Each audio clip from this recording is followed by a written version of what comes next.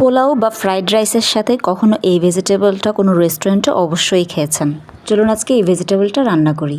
আমি এখানে নিয়ে নিয়েছি বরবটি, পটল, কাঁচা পেঁপে, জালি কুমড়ো, কাঁকরোল, 7-8টা কাঁচামরিচ আর 2-3টা পেঁয়াজ ফালি ফালি করে ছিলে নিয়েছি। এখানে আরও নিয়ে নিয়েছি আদা এবং রসুন কুচি করা। সাথে লাগবে মুরগির বুকের মাংস। মাংসের পরিমাণটা আপনি কম বা বেশি যেমন খুশি দিতে পারেন। প্রথমেই দিয়ে দিচ্ছি ভেজিটেবলগুলো সিদ্ধ করার জন্য পরিমাণ মতো পানি। পানির সাথে মিশিয়ে দেব অল্প একটু খাবার লবণ, অল্প একটু খাবার সোডা। চাইলে এই পর্যায়ে 1 চা চামচ তেল আপনি ব্যবহার করতে পারেন। যেই সবজিগুলো সিদ্ধ হতে একটু সময় লাগবে আমি সেই সবজিগুলো আগে দিয়ে দিচ্ছি। 1 থেকে 2 মিনিট ওই সবজিগুলো সিদ্ধ হওয়ার পর যেই সবজিগুলো সিদ্ধ হতে কম সময় লাগে তারপর সেগুলো আস্তে আস্তে একে একে করে দিয়ে দিব। এই চাইনিজ ভেজিটেবল দুইভাবে রান্না করা যায়। একটা হচ্ছে আপনি সবজি সিদ্ধ না করে ডাইরেক্টলি রান্নাটা চড়িয়ে দিতে পারেন।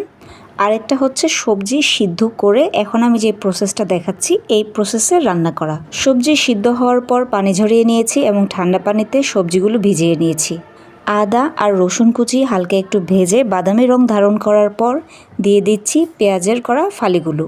এরপর দিয়ে দিব মুরগির মাংস, স্বাদমতো লবণ আর একটুখানি কালো জিরে গুঁড়ো এবং অল্প একটু সয়া সস। আমি এখানে সবগুলো উপকরণ আন্দাজের উপরে ব্যবহার করেছি।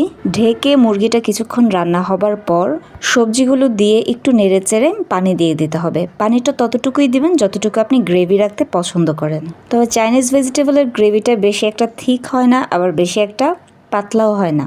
একটা বাটিতে এই পরিমাণ সবজির জন্য 2 চামচ কর্নফ্লাওয়ার গুলিয়ে তারপর আমি সবজিগুলোর সাথে ভালোভাবে মিশিয়ে দিচ্ছি। এখন থিকনেসটা আপনি আপনার পছন্দ মতো রাখতে পারেন। আমি একটু টেস্ট করে দেখে নিচ্ছি।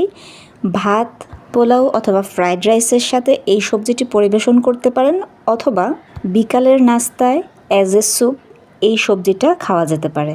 আমি পোলাও আর রোস্টের সাথে সবজিটা খাচ্ছি। সিরিয়াসলি অসাধারণ লাগছে খেতে। খুব গুরুপাক খাওয়ার পরে পেটে যেই সমস্যাটা হয় সেই সমস্যাটা খানিকটা হলেও রিমুভ করে এই ধরনের একটা সবজি যদি আপনার পাতে থাকে। কেমন লাগলো?